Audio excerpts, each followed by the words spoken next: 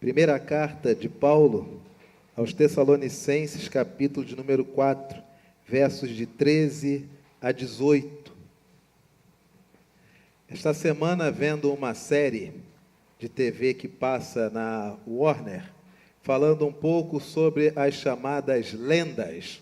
É uma série que mostra sobre pessoas que têm dons extraordinários e que viajam no tempo, e nessa viagem no tempo eles começam a superar e resolver conflitos no tempo. Exemplo,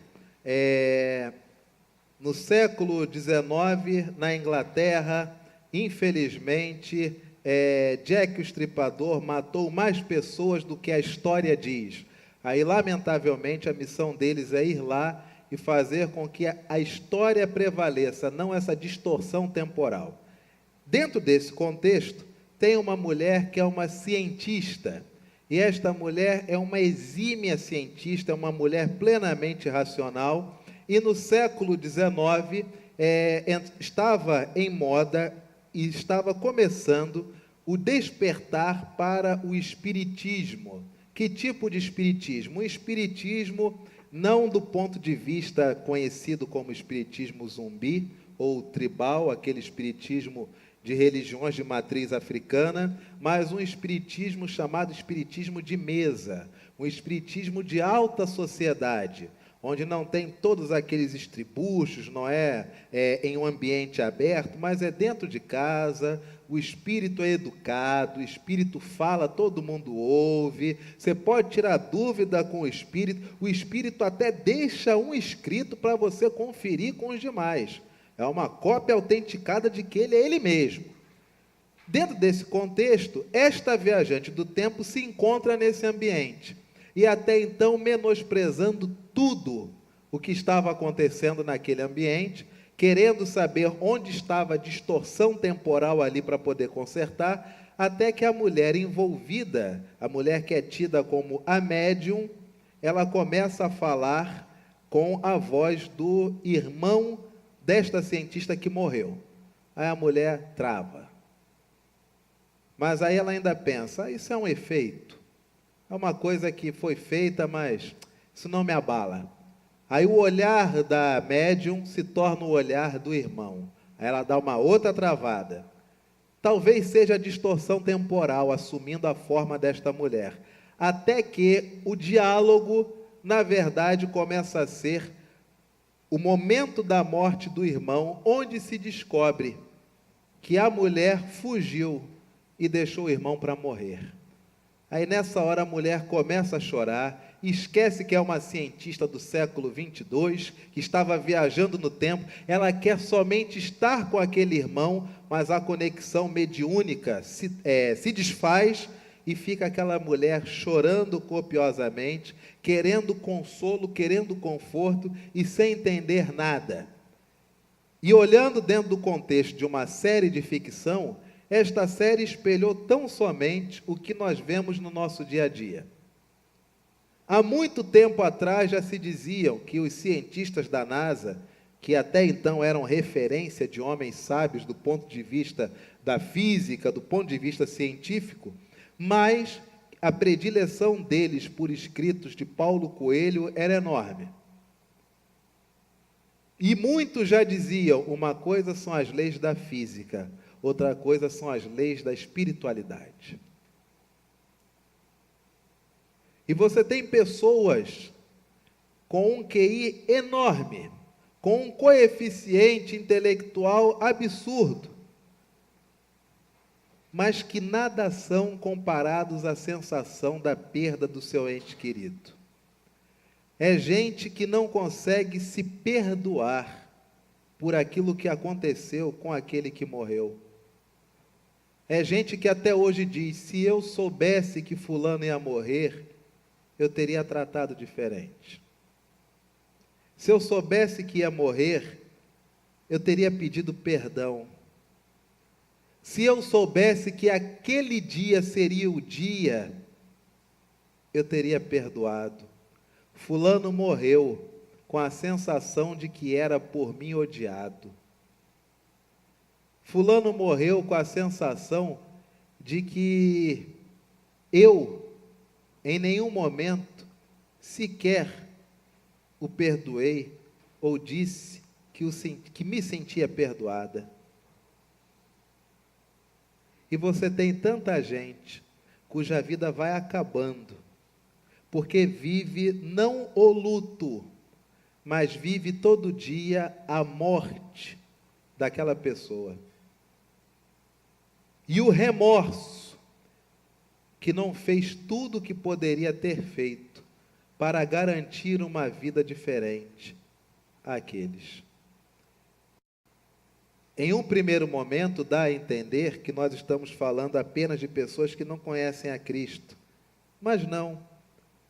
Muitos cristãos que não conseguem seguir em frente a sua vida devido à morte. E a morte impacta cada um de uma maneira diferente. Imagine você ser, por exemplo, um pastor e não poder se dar ao luxo de se traumatizar com ambientes de morte. Você entrar em hospitais onde tua mãe morreu, teu pai morreu, teu filho morreu, mas você tem que entrar lá, por quê? Porque tem que visitar. Não existe para pastores cemitério que não se possa ir, que tenha esse trauma. Por quê? Porque faz parte do ofício, tem que estar em todos. E eu me lembro quando minha avó, por parte de mãe, parte de pai, faleceu. E eu só dei ciência à Igreja do Rio, só para eles saberem, mas ela não era membro da Igreja do Rio. E fui até o local do sepultamento, fiz a liturgia, eu ia celebrar e ia embora. Chegando lá, antes de começar a liturgia, chegaram mais 2 pastores da Igreja do Rio. Poxa, muito obrigado, são colegas, muito obrigado. Mas também não precisava. Tudo bem, obrigado. Estavam aqui e vamos começar então o ofício fúnebre. Meus queridos, boa tarde. E cadê a voz? Caramba, era minha avó ali, cara. Tantos anos sem ver minha avó. Aí na hora você lembra todas as batatinhas fritas que vovó fazia, de um monte de rolo que vovó fazia. E eu passei anos sem falar com a minha avó. E agora minha avó estava ali, do meu lado. E eu, pastor, conduzindo o ofício fúnebre. Boa tarde. Estamos aqui nesta tarde, não, de manhã. Estamos aqui nesta manhã para o ofício fúnebre de... Acabou. Aí o pastor que estava ali percebeu que eu buguei, que eu travei, que eu frisei, aí ele literalmente colocou o corpo na frente. Meus queridos, estamos aqui, ofício fúnebre, Dona Maria, etc e tal, peço que todos se coloquem de pé, e do jeito que ali eu estava, ali eu fiquei, paradão, minha avó que estava ali. Só depois de muito tempo, no meio da cerimônia, que, opa, evangelho, meu amigo, não é ela aqui mais não, aqui é só corpo, ela agora não está aqui, está no céu, vamos embora. Aí voltamos à programação normal. Eu achava que eu teria condições de conduzir o ofício fúnebre da minha avó, isso em 2010. Hoje eu conseguiria, porque o evangelho é muito mais presente, já criou raízes. Mas quando você não tem evangelho como referência, aquela pessoa que está ali naquele caixão, quem é? É o teu ente querido. E sepultamento é uma das coisas mais surreais que tem na existência. Quando você vai a muitos, você percebe alguns pontos que são incomuns. Por exemplo, em boa parte das vezes, não todas, mas em boa parte das vezes, as pessoas, ou a pessoa que mais esteve ao lado, que mais batalhou, que mais foi a consultas quando era um indivíduo em estágio terminal, aquele que nunca abandonou, ele está contrito, ele está resignado, está sofrendo, mas tem a plena convicção de que tudo fez, e que agora era aquele momento. E muitas vezes, não são todas, mas em boa parte das vezes, aquele que dá aquele mega espetáculo, é aquele que está cheio de remorso, que nunca visitou, que nunca quis ajudar, que nunca fez nada. E aí você tem as famílias que têm que dar vez ao ausente para falar, porque afinal de contas o ausente é parente. Já houve casos de sepultamento, esse dia foi então um dos mais curiosos da minha vida ministerial, onde você chega para fazer o sepultamento, aí está lá, você vai, estávamos eu e um pastor, na época de Igreja do Rio, você vai fazer o sepultamento para você, é mãe de um membro da igreja, está tudo bem, você chega lá. Quando você chega lá para fazer o ofício fúnebre, uma batalha campal, e todo mundo te olhando com ódio, você não entende por quê. Por quê? Porque a filha da pessoa que faleceu é membro da igreja. Mas e a irmã? É de onde? O corpo é da igreja católica. Quem é você ali? É o pastor evangélico, o pessoal já olha, Marco Feliciano, Silas Malafaia, Valdomiro. Já te associa a esses caras, né? Sempre acha que você está cheio de dinheiro e não vale nada. Te associa a esses caras e diz o quê? Eles estão na mídia e agora querem o corpo da minha mãe. Aí você vai para apanhar. Você paga pelos outros, como sempre. Sepultamento tem de tudo. E muitas vezes, por mais que o indivíduo conheça Cristo, mas quando se lembra de alguém que faleceu, a sensação que dá é de tristeza, porque podia ter feito diferente, podia ter falado palavras diferentes, podia ter vivido de uma maneira diferente, mas de uma hora para outra o que acontece? A vida acaba. Um tiro, um acidente, uma queda de pressão, um derrame, um ataque, um infarto fulminante, acabou. Nosso amor é muito egoísta. Se é que nós podemos chamar o que nós sentimos uns pelos outros de amor. O indivíduo morre, nós choramos, olhamos para o indivíduo e dizemos o quê? E agora? O que vai ser de mim? Ah, foi o outro que morreu, foi o outro que sofreu. Aquele corpo tem condições de salvar várias vidas. E nós dizemos o quê? Não. Ele vai para o tombo, ele vai para o chão, ele vai ser comido pelos vermes, ou ele vai ser cremado assim como ele está, todinho. A mesma dor que eu estou sentindo aqui, eu quero que mais 9, 10 famílias sintam. Não liberamos órgão nenhum. O que nós sentimos pode ser chamado de amor, mas é o que nós temos. É nesses momentos que nós dizemos, eu não quero nem que fulano passe no cemitério, porque nunca prestou. Se fulano estiver aqui, afasta ele, eu não quero que ele esteja na minha frente. O tema passa a ser o relacionamento com o outro, mas e o indivíduo que faleceu? O que deixou? Quais foram as palavras? Famílias que são apoiadas naquele casalzinho idoso, patriarca e matriarca.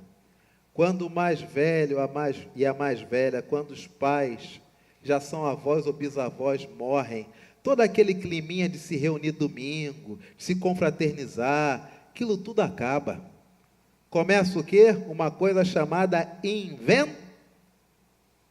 Sabe o nome? Inventário.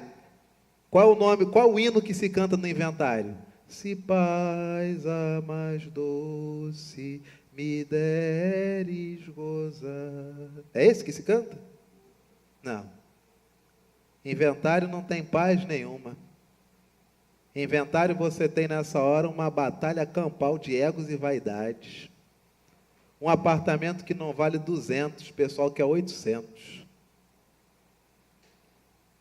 Aquele que mais tem condições, ele quer ferrar com o que não tem nada. Não autoriza a venda para ver o outro secar na raiz. Toda aquela coisinha bonita, família junta, come aqui de vovó, come aqui da boca de vovô, isso acaba.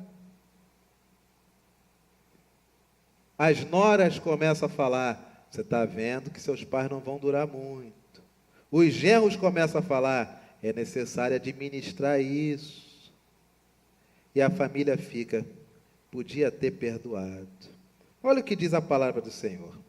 Não queremos, porém, irmãos, 1 Tessalonicenses capítulo 4, verso 13, não queremos, porém, irmãos, que sejais ignorantes com respeito aos que dormem, para não vos entristecerdes como os demais. E o motivo pelas quais muitas pessoas se entristecem em relação à morte é tão somente um. A morte para alguns significa o fim da esperança. Tudo Deus podia fazer, mas se morreu, acabou. A morte é a única coisa que não tem remédio.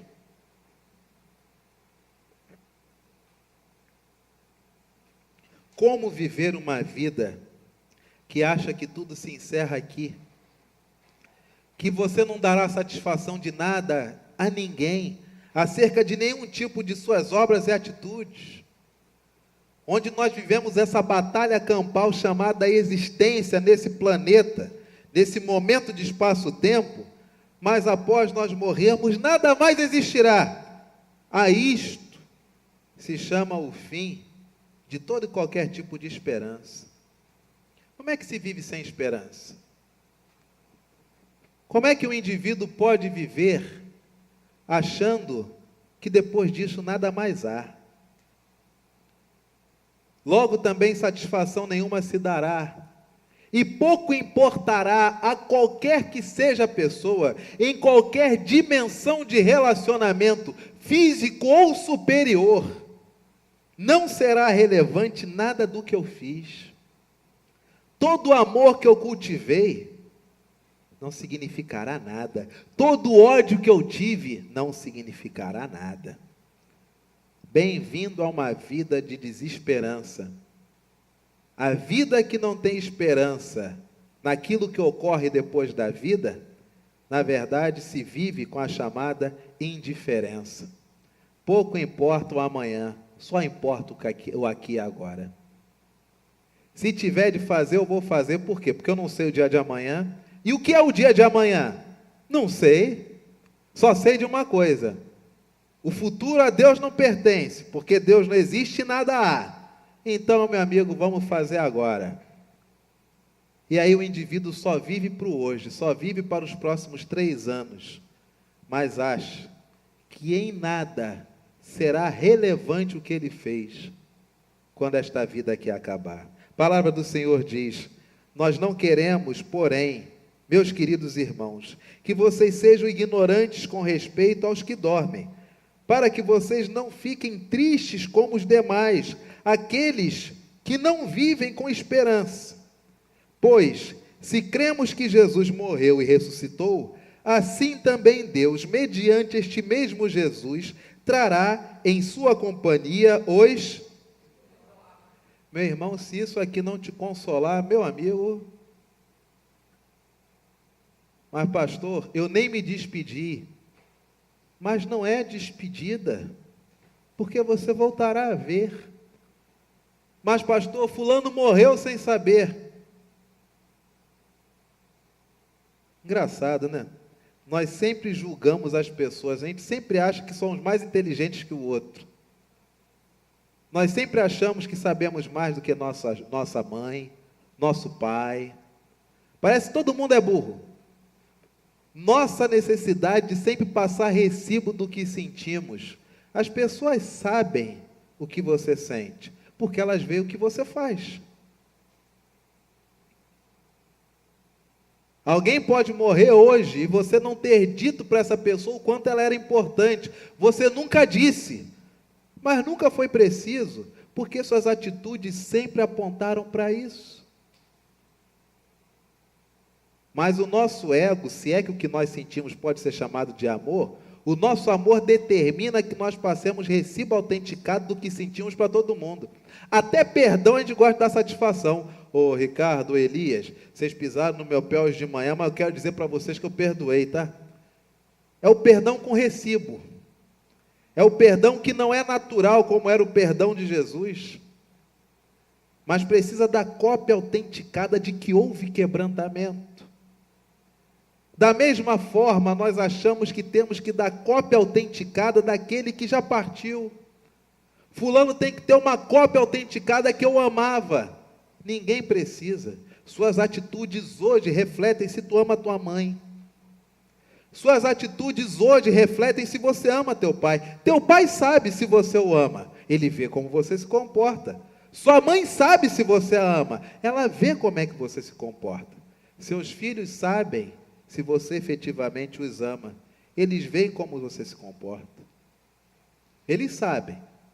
E as crianças, ainda que elas não consigam falar de forma inteligível, mas a sensação, a energia de um ambiente, como a criança sente isso? Criança sente tudo. Criança sente o que se passa no ambiente. Ela não consegue descrever, porque ainda não tem a experiência de ter visto o que aquilo é. Mas o nível de sensação é absoluto. É gigantesco. Queridos, a palavra do Senhor nos diz: pois se cremos que Jesus morreu e ressuscitou, assim também Deus, mediante este Jesus, trará em sua companhia os que dormem. Ora, ainda declaramos a vocês, por palavra do Senhor, isto: nós, os vivos, os que ficarmos até a vinda do Senhor, de modo algum precederemos os que dormem. Olha que coisa. Sabe qual que é o nosso pensamento?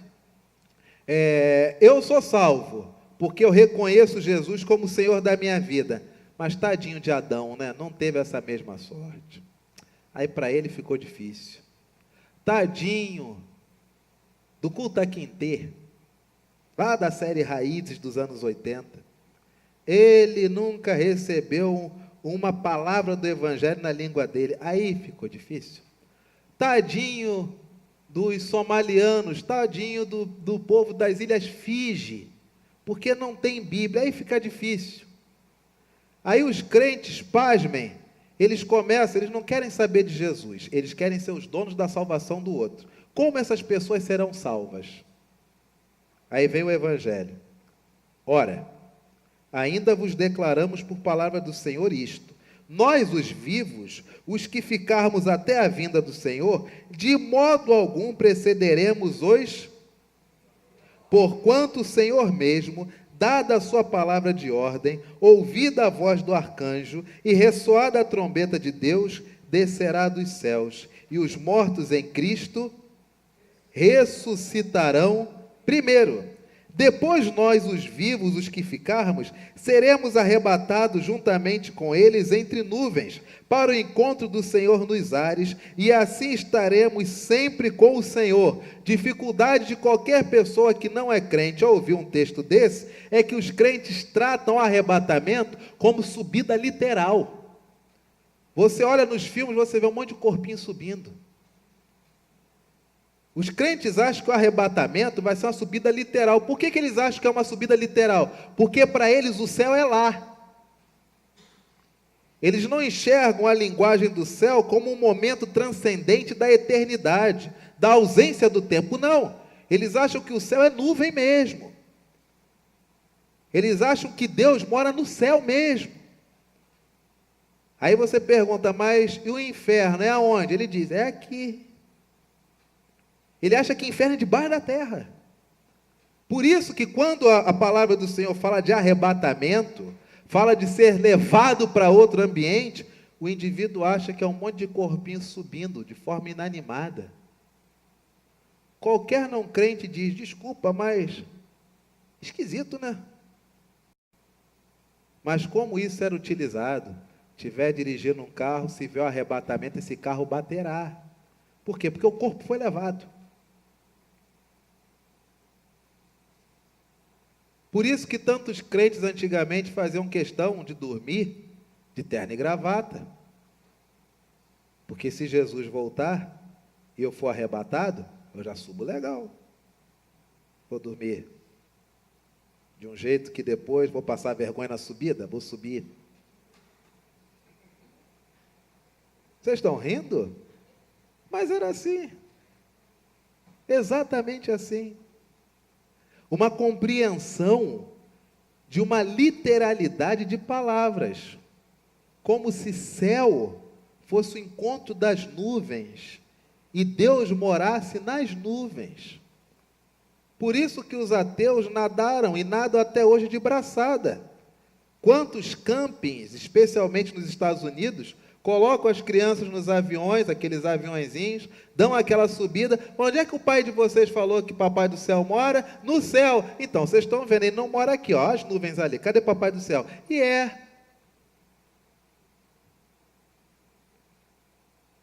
às vezes as pessoas dizem, a gente investe tanto nas crianças, nos adolescentes, mas é entrar na faculdade eles se desviam. Por quê? Ora, em boa parte, porque o que nós ensinamos a eles não bate com o que eles vão aprender na faculdade. Lucas 17, 21 diz que o reino dos céus está dentro do coração do homem. Aí nós dizemos que o reino dos céus é lá em cima, ali, ó. Aí qualquer professor diz, não, lá é gás hélio. E o que as crianças fazem? Ah, é, né? Ih, mentiram para mim, estou fora da igreja. Ensine para o seu filho que o reino dos céus está dentro do coração do homem, como Jesus mandou ensinar. Não trate a eternidade como um novo tempo. A eternidade é o local onde o tempo não existe. É a ausência do tempo. A ausência do tempo só se pode dar o nome de eternidade. Porque se houver contagem de tempo, não é eterno. A palavra do Senhor diz, depois nós, os vivos, os que ficarmos, seremos arrebatados, seremos levados para outro momento, para especialmente aí, então, finalmente, nos encontrarmos com o Senhor na superioridade da sua existência e assim estaremos para sempre com o Senhor. Meu irmão, descansa teu coração. Minha irmã, você é viúva, descansa o coração. Seu marido está com Jesus. Você é viúvo, descanse o coração. A esposa está com Jesus. Você é órfão, descanse o seu coração. Sua mãe está com Jesus. Mas pastor, ela nunca confessou a Jesus Cristo como Senhor. Calma. Jesus não precisa de confissão oral para aquilo que ele tem que fazer. Ele é o Messias, ele é o Filho de um Deus que está vivo. Salvação pertence a Jesus de Nazaré, meu amigo. Você não administra isso não. Para com isso. Fica o tempo todo querendo se apoiar em teologias ou formas de pensar tão mesquinhas. Você diz que a salvação é pela graça. Salvação é pela graça? Sim ou não? Graça é favor que você não merece. Não é isso que você decorou e aprendeu? Se é um favor que você não merece, o que é que você vai fazer que vai tirar algo que você nunca fez para merecer? Aí o cara fica assim, com o estômago contraído, dizendo, mas meu pai ele foi para o inferno, por quê? Porque na vida toda ele amaldiçoou os crentes, ele amaldiçoava a Deus. Você não entendeu. O evangelho todo é falando que Jesus é o caminho, verdade e vida. Ninguém vai ao Pai se não passar por Ele. E Ele não depende de mim, de você, para trazer as pessoas que Ele quer à sua presença. Lembra daquele texto? Vinde benditos de meu Pai. Pessoas morreram, chegaram na eternidade e encontram Deus dizendo o quê? Vinde benditos de meu Pai, porque eu tive fome e vocês me deram de comer, eu tive sede e vocês me deram de beber, eu estive nu e vocês me vestiram, eu estive enfermo e foste visitar-me, eu estava preso e vocês foram me ver. E aquelas pessoas são tão sinceras que elas dizem o seguinte, olha só, estar no céu para nós vai ser maravilhoso, só que aí não vai mentir, não vamos entrar no céu depois, mentiu, então tem que voltar, não. Quando que nós tivemos assim? Nós nunca tivemos assim. Isso é verdade. E o que Deus diz? Meus queridos, todas as vezes que vocês viram qualquer pessoa na forma como eu descrevi, vocês fizeram não a elas, foi como se vocês tivessem feito, foi para mim.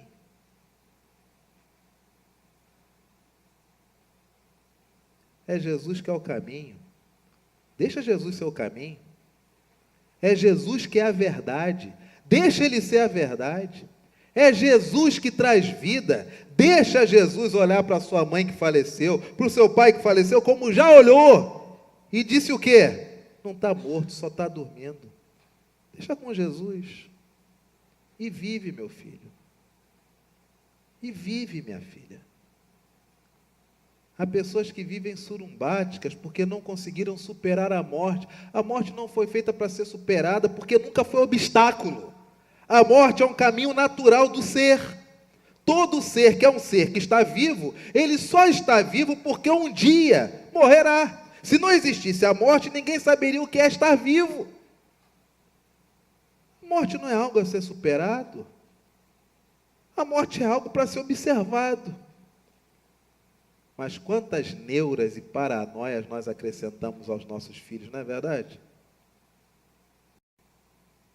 Se você ensina a criança desde pequenininho, está vendo ali, ó? É vovô. Vovô está morto. Ali é a vovó, ó. Vovó faleceu. Olha lá a cara de vovó, como é que está em paz. Se você ensina a criança que é natural, ela enxerga com naturalidade. Agora, há aqueles que têm o pensamento, por mais que seja bom, no sentido de querer o bem, mas é extremamente danoso. Eu não quero que veja morto, eu quero que guarde no coração a lembrança viva. Tudo bem, mas chega aos 18, 19 anos, pancada. Por quê? Porque não aceita a morte. Porque nunca viu a morte. Aí você tem um monte de crianças que não chegam aos 23 anos, não passam da faculdade, já fazem terapia. Por quê? Porque não aceitam que um dia a avó vai morrer, avô vai morrer. Se Deus é bom, por que vai matar meu avô? Porque nunca viu a morte como algo natural. E culpa de pais e mães irresponsáveis que diz o quê? Até hoje eu não superei a morte de fulano. Jamais vai superar, porque morte não foi feita para ser superada. A morte é uma coisa que você só observa, porque morte faz parte da natureza humana, e fim. A morte é tão natural que até Deus, quando encarnou nesta vida, o que aconteceu com ele? Oi? Morreu por quê? Porque estava vivo. E tudo que é vivo tem que morrer. Mas porque era Deus, era diferente de todos os demais, pôde ressuscitar-se. Mas só por causa disso. Se não fosse Deus, teria morrido como qualquer um.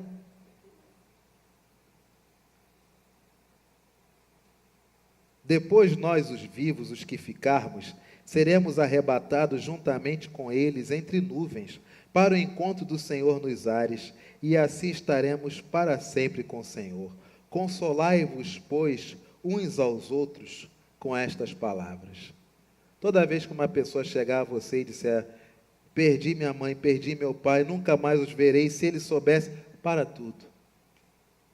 Você está falando como se tivesse terminado aqui, nada terminou aqui. Vai todo mundo se encontrar de novo. Aquieta o coração. Eu não sei se eu vou conseguir superar, já digo que não vai conseguir superar, porque morte não é para ser superada. Morte é para você assimilar e ver que é um caminho natural de quem está vivo, e vamos embora. O povo de Israel, o luto tinha um período. Eu não me lembro agora quanto tempo era o período do luto, mas era um período finito. Tinha começo, meio e fim. E todos deixavam aquele indivíduo em paz, com pano de saco, cinza, luto.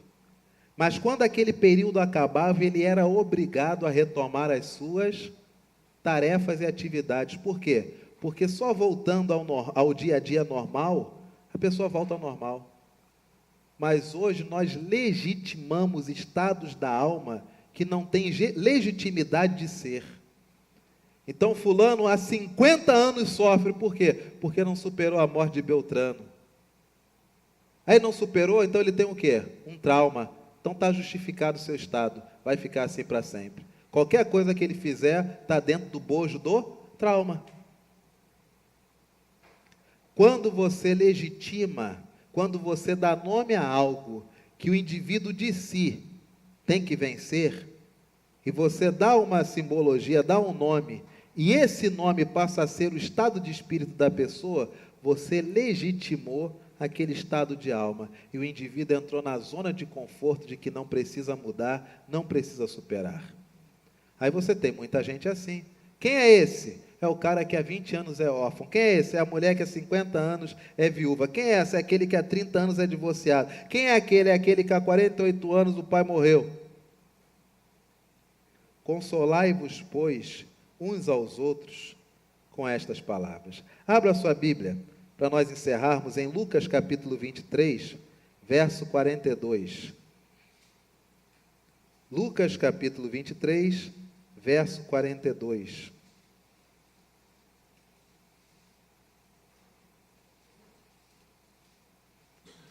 Lucas 23, 42. Aliás, Lucas 23, 39. Um dos malfeitores, um dos vagabundos, picaretas, assassinos, estupradores, crucificados, blasfemava contra ele, dizendo: não era você que era o bonzão? Dizia que era o Messias? Mete o pé dessa cruz e liberta a gente também. Mas não pode, né? Respondendo-lhe, porém, o outro, que também não valia nada, estava tão crucificado quanto, repreendeu a este, dizendo: rapaz, você não tem nem capacidade de ter respeito por Deus?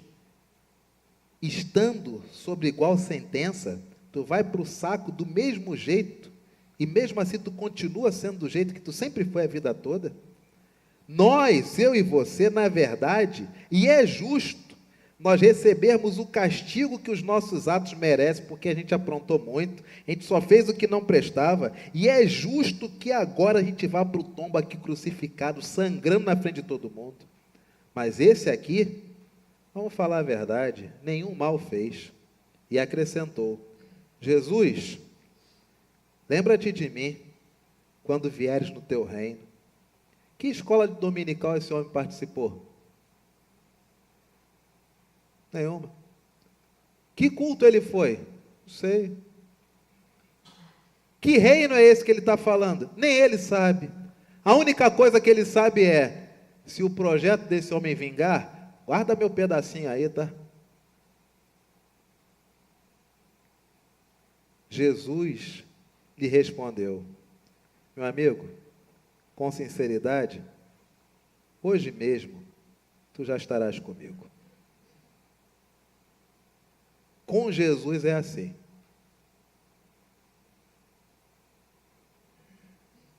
O indivíduo que nada valia, mas o que Jesus diz? É hoje, e está resolvido. Por que você se lamenta tanto pelos seus entes queridos, que não puderam ter a vida que você teve frequentando tanto a igreja? Deveria ser o contrário.